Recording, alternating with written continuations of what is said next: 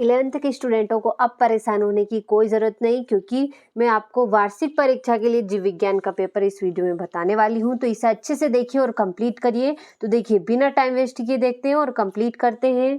पहला प्रश्न है आपका, सही विकल्प चुनिए। तो वह कोशिका अंग जिसमें डीएनए पाया जाता है, तो ये सभी है, यानी कि केंद्रक में भी पाया जाता है, माइटोकॉन्ड्रिया में भी और हरित लवक में भी पाया जाता है। अगला आपका, स्टारफिश किस संघ का जंतु है? तो इकाइनोड मेटा का जंतु है। और प्रकाश संश्लेषण में कौन सा प्रकाश परास सबसे अधिक प्रभावशील है? तो लाल होगा। और तंत्रिका तंत्र की इकाई है, तो तंत्रिका कोशिका है। और किसमें पुष्प एक लिंगी होते हैं? तो खीरे में।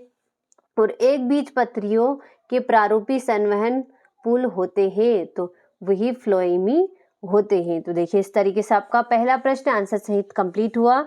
ये रहा आपका इंग्लिश मीडियम वालों के लिए। तो अच्छे से मैंने टिक लगा दी, स्क्रीनशॉट लेकर कंप्लीट करें। तो देखिए ये रहा आपका, अच्छे से स्क्रीनशॉट लेकर इन प्रश्नों को कंप्लीट करिएगा। दूसरा है आपका, रिक्त स्थानों की पूर्ति कीजिए। तो नग्न बीज वाले पौधों में के समूह का नाम जिम्नोस्पर्म है। और तंत्रिका तंत्र की उत्पत्ति बहिचर्म से होती है। और क्रेब्स चक्र माइटोकॉन्ड्रिया कोशिकांग में होता है। और पक्षी वर्ग की हड्डियां खोखली होती है। और कीटों में श्वसन ट्रेकिया के द्वारा होता है। और स्टारफिश में अरीय समिति होती है। तो देखिए इस तरीके से आपका दूसरा प्रश्न रिक्त स्थान भी कंप्लीट हुआ। ये रहा आपका इंग्लिश मीडियम वालों के लिए। तो अच्छे से ट्रांसलेट कर इन्हें स्क्रीनशॉट लेके माध्यम से कंप्लीट करिएगा। आगे है आपका, ये रहा आपका तीसरा प्रश्न, जो कि है सही जोड़ी बनाइए। तो ऑक्टोपस, तो इसका होगा कंटकी प्लेट।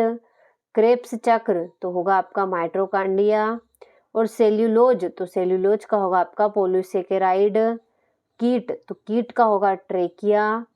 ऑक्सीटोसिन, तो इसका होगा आपका एड्रीनेलिन। तो देखिए इस तरीके से आपका तीसरा प्रश्न सही जोड़ी भी कंप्लीट हुआ।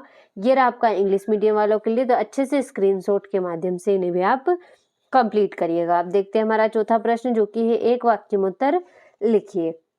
गुणसूत्र किन पदार्थों के बने होते हैं? तो डीएनए, आरएनए व प्रोटीन के बने होते हैं। अंतःस्रावी ग्रंथियों का अध्ययन को क्या कहते हैं? तो एंडोकाइनोलॉजी कहते हैं। और द्विखंडन क्रिया किसकी है? तो असूत्री विभाजन की है। और अमीबा का प्रचलन अंग कौन सा है? तो कूटपाद होगा। और नाखून किसका बना होता है? तो काइटिन का बना होता है। तो देखिए इस तरीके से आपका चौथा प्रश्न भी कंप्लीट हुआ। ये रहा आपका इंग्लिश मीडियम वालों के लिए। तो अच्छे से स्क्रीनशॉट लेकर इन्हें कंप्लीट करिएगा। आगे आपका, तो देखिए ये रहा आपका पांचवा प्रश्न, जो कि है सत्य सत्य लिखिए। तो मानव का वैज्ञानिक नाम मेंगीफेरा इंडिका है, तो असत्य होगा। और जड़ें गुरुत्वानुवर्ती गति प्रदर्शन करती हैं, तो सत्य है।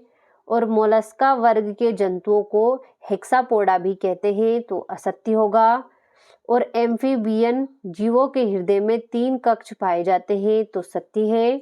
और प्यूरिन में 2 और पिरामिडिन एक रिंग वाली संरचना होती है, तो सत्य होगा।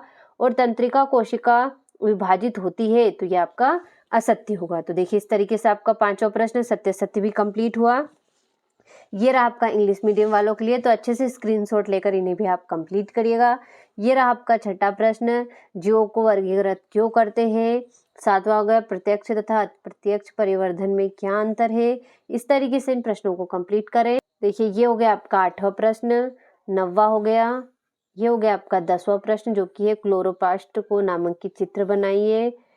एम्पो एंजाइम तथा होलो एंजाइम में अंतर बताइए। वृहत अणु क्या है, उदाहरण दीजिए। देखिए ये हो गया आपका 8वां प्रश्न। 9वां हो गया। इस तरीके से इन प्रश्नों का आप अच्छे से स्क्रीनशॉट लें और कंप्लीट करिए। ये हो गया आपका 11वां प्रश्न।